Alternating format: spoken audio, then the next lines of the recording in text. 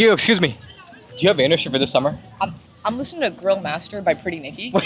No, I'm talking about your internship. Do you have one for next summer?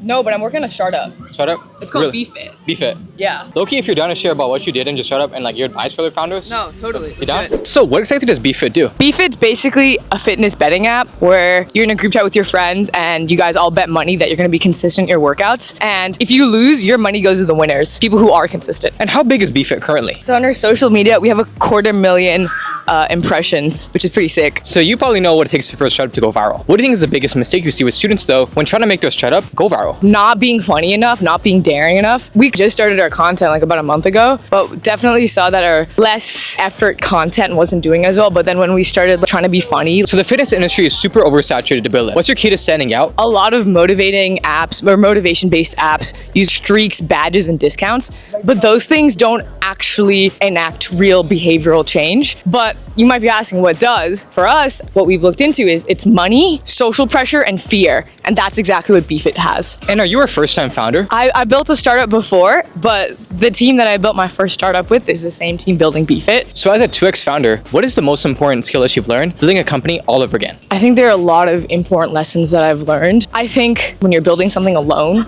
and you're the one with the idea pushing it forward, like as a solo founder in particular, it's ensuring that you're not succumbing to laziness or like, maybe I'm not doing good enough. All of those like stupid doubts, succumbing to that. From the first to the second idea, I really learned that you just have to like bite the bullet and like go for it.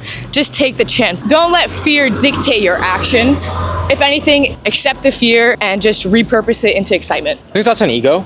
And what are your thoughts on using it to help you build a startup? There has to be a balance between knowing what you want to be done and then also being welcome to, I'm very honest about what I don't know and what I can't do. And I think that actually really helps with the building process. What is the most underrated resource that student founders just don't know about? Not being afraid to pitch your idea to anyone and everyone, because diverse opinions are so critical. As I mentioned before, feedback is what pushes your product forward. You can't iterate if you have no feedback. The resource is, there have actually been many times where initially I thought an idea was just maybe too hard to implement. And I was like, this isn't feasible. But when I really took the time to think about it, it was actually the most important feedback we ever got, and it changed the entire vision of BeFit. And I think it's gotten us today to where we are. And And if there's one thing that people on LinkedIn love to talk about, sales. What's your thoughts on sales, not just B2B, but sales overall? it's empathy. Empathy is critical, no matter what, like to empathize with the user. So I think, again, that is why being so open to feedback of all kinds is critical.